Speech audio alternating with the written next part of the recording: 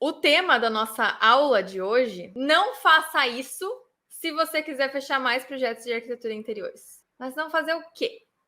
Sobre isso que nós vamos falar aqui para frente. Para a gente conseguir, de fato, fechar mais projetos, que é a base da nossa aula de hoje, né?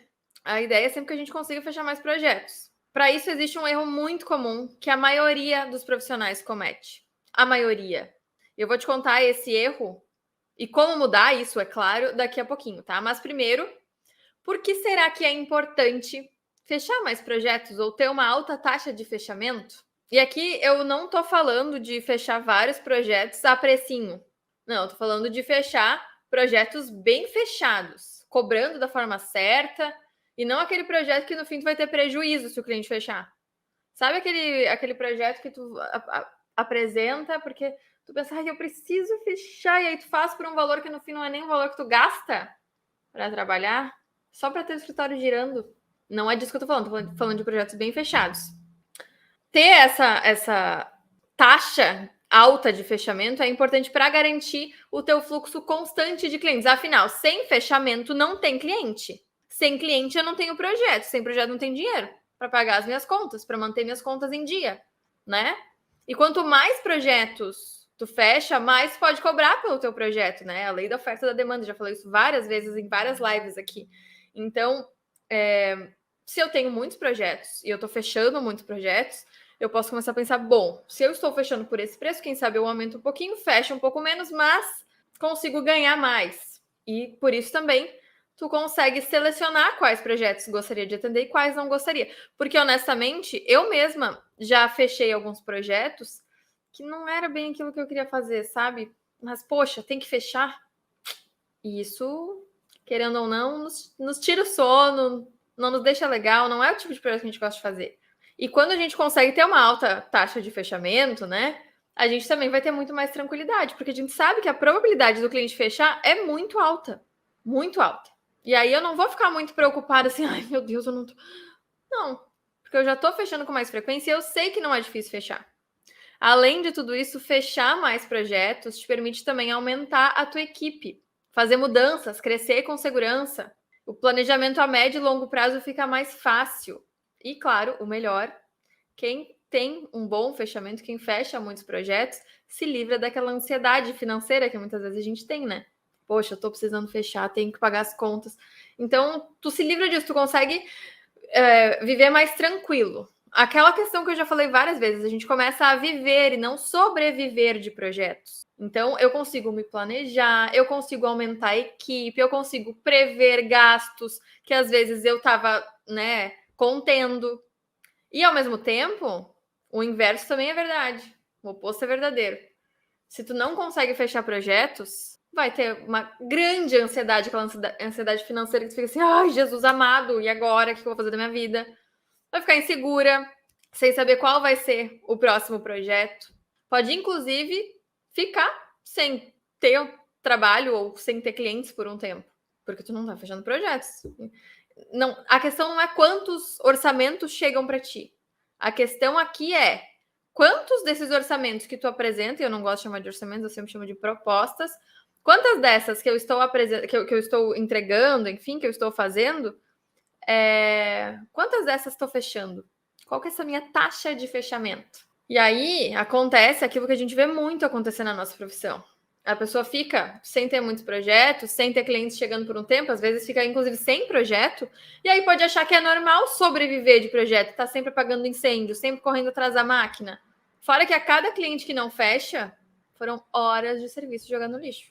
Já parou para calcular quanto tu já trabalhou de graça pensando nisso? Tati, mas eu faço de tudo e o cliente não fecha. Nem se eu abaixar muito o valor. Não há santo que faça o cliente fechar comigo. A gente precisa entender que nem todo cliente é o nosso cliente, para começar, tá? E a forma como a gente se comunica diz muito sobre quem a gente atraiu, quem a gente atrai de forma geral, né? E eu falei sobre isso também na nossa última live, se não me engano, na semana passada. Sobre a forma como a gente é e a forma como as pessoas nos interpretam, né? Mas ainda assim eu posso te dizer uma coisa. O meu escritório, Tag Interiores, não trabalha com desconto. E raramente alguém me pede. E mesmo assim eu sigo fechando projeto. Então, é possível e tem quem queira. Não dá para usar como desculpa. Mas dar desconto não é a solução. Porque sabe como que a gente fecha mais projetos de arquitetura e de design de interiores? Não é dando mais desconto, não é mandando o texto pronto, não é fazendo mais orçamentos, porque tu pode fazer 15 orçamentos num dia e ninguém fechar. Mas principalmente não é enviando orçamento por e-mail ou WhatsApp. Isso mesmo. Se tu quer fechar mais projetos, tem que parar agora de enviar a tua proposta. A gente precisa entender que a gente não presta um serviço comum, e sim algo totalmente personalizado. Por isso, enviar uma proposta não serve, é um tiro no pé.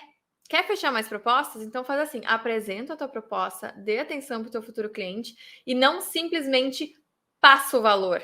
Não basta passar o valor. Porque como a gente já falou, projeto é muito mais do que um simples produto. É muito mais do que uma coisa igual para todo mundo. Não, projeto é uma coisa personalizada. Então, quando eu vou montar a minha proposta para o meu cliente, eu levo tempo para começar, eu levo um tempo montando essa proposta, vendo qual vai ser o valor desse projeto, conversando com o cliente. E aí eu vou simplesmente enviar. Sabe exatamente o que acontece quando tu envia a tua proposta? Mesmo que ela esteja cheia de coisas, mesmo que tenha toda uma explicação, mesmo que... Não importa. A pessoa vai rolar até o final e vai ver o preço. E vai comparar com o fulaninho, que ela também pegou orçamento, que enviou por e-mail. E vai pegar do terceiro. E ela vai ver qual que é o mais barato e é esse que ela vai fechar. Não tem como o cliente ver valor por um PDF. Valor e não preço. São coisas diferentes. Deixa eu ver aqui um comentário. Que perigoso isso aí, hein? Sempre entrego os projetos primeiro, depois o valor. Comecei a fechar mais, aumentou a porcentagem de fechamento. Meu Deus, que loucura! Que loucura! A gente não deve trabalhar, não deve abrir o computador sem estar com o contrato assinado. Porque aí, tu pode estar fechando mais, mas tu está perdendo muito mais tempo também. Eu não abro o computador sem estar com o contrato assinado. Sem o cliente já ter me contratado. Porque é o meu trabalho, é o meu tempo. Não tem como fazer um projeto de graça para alguém. Afinal, o projeto, exatamente o projeto, é o meu serviço. Não posso fazer de graça e depois esperar que alguém queira fechar comigo. Os meus clientes sempre comparam um preço de outro. Pois então, eu vou te dar um passo a passo aqui, para tu saber exatamente o que fazer. Vou te dar um passo a passo, fica bem tranquila. Mas, pelo amor de Deus, trabalhar, fazer projeto é depois de estar com tudo certo, depois do cliente ter aceitado o valor, depois de estar com o contrato assinado. Porque senão, nós somos o quê? Profissionais que fazem projeto. A gente vive de projeto. Como é que eu vou fazer um projeto de graça para alguém? Esperando que ele feche. É bem perigoso isso aí. Tem que tomar um certo cuidado, tá? Mas, vou te dar agora aqui o passo a passo, tá? Anota, pega papel e caneta e anota. São 6 passos. Bem simples. Para tu aprender a forma certa e aumentar a tua taxa de fechamento. Conseguir fechar mais projetos. Primeira coisa, passo 1. Ouça atentamente o teu cliente para entender o que ele precisa. Primeira coisa. Porque também não adianta eu não saber o que ele quer ou eu passar um orçamento genérico. Eu vou montar uma proposta de trabalho baseada naquilo que o cliente quer, do que ele precisa. E esse é o segundo passo, montar uma proposta personalizada para as necessidades dele. Então eu vou ouvir e vou montar essa proposta personalizada. Como é que é essa proposta? Primeiro, eu vou calcular qual o valor de investimento que esse cliente vai ter no projeto, baseado, a gente já fez uma aula, inclusive, sobre precificação, baseado naquela aula lá. E vou montar uma apresentação também. Eu gosto de fazer uma apresentação no PowerPoint, ou pode ser Canva, ou enfim, mas que tenha uma apresentaçãozinha. Monta esses 2. Terceira coisa, apresenta essa proposta pessoalmente. E com pessoalmente eu não quero dizer necessariamente no mesmo espaço físico, mas que seja por videochamada. Eu sempre apresento por videochamada. Então eu consigo ver o cliente como vocês estão me vendo agora. E a gente consegue conversar melhor. E aí eu consigo entender ele melhor, consigo conversar com ele melhor, olhar no olho dele. Então, terceiro passo, apresente essa proposta pessoalmente, seja cara a cara, seja videochamada. Quarto passo, antes de passar o valor, o preço do teu serviço, tem uma série de coisas que a gente precisa falar antes, explicar antes, como, por exemplo, explica quem tu é. onde tu se formou, o que tu faz da vida, quanto tempo tem escritório. Fala também como funciona teu escritório. Tem alguma questão particular que tu acha super legal de falar? Eu sempre falo sobre alguns pilares que eu tenho dentro do escritório. Para todos os clientes, eu falo sobre esses pilares. Todos. Então, eu explico quem eu sou, explico sobre o meu escritório, falo sobre esses pilares que para mim são super importantes. E depois eu faço o quê? Já falo do preço? Eu explico para eles quais são as etapas do projeto. Então, a gente já entra no item 5, no passo 5. Não esqueça de que o cliente não entende o que é um projeto. Então, tu vai precisar mostrar exemplo para eles. Ele está comprando algo que não é palpável, não é mensurável. Então, ele precisa de toda essa segurança possível. Então, depois de eu falar mais sobre mim, sobre o meu escritório, quais são as etapas de projeto, eu mostro alguns projetos. Então, eu mostro projetos, por exemplo, na fase do 3D, para ele entender como é que é. Mostra um projeto executivo para ele entender tudo que ele vai receber no caso dele. Claro que eu não estou mostrando o projeto dele, eu estou mostrando aquilo que a gente faz no escritório como padrão. Então, com isso, eu estou dando uma segurança para ele de que eu sei o que eu estou fazendo, de que o meu escritório é expert em fazer isso, já fez centenas de vezes, de que ele pode ficar tranquilo porque as etapas serão cumpridas. E aí a gente vai para o passo 6, que é o último passo. Tati, é aqui que eu falo sobre o preço? Não, calma. No passo 6, depois de tu falar tudo isso, quem tu é, como funciona o teu escritório, quais as etapas de projeto, mostrar exemplos de projeto, aí tu vai também falar sobre os teus prazos. Depois de falar sobre os prazos, é que tu vem falar sobre valores e formas de pagamento. Então, ele teve todo um background, ele entendeu tudo que ele vai receber e aí ele ouviu o preço. Isso é muito diferente do que ele rolar para baixo a página e ver o preço. Porque ele não vai entender nada daquilo. Tudo aquilo que tu falou para ele na reunião, ele não vai saber, porque ele não vai ler, honestamente. Ele vai pular. Vai lá no final.